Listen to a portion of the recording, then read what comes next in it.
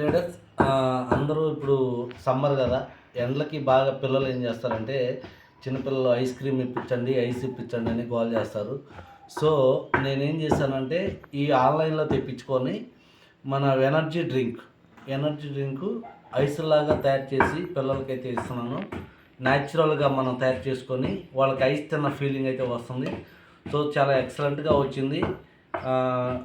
అలాగే కొంచెం స్వీట్ సాల్దో అనుకున్న వాళ్ళకి ఇందులో చక్కెర కూడా కలుపుకోవచ్చు.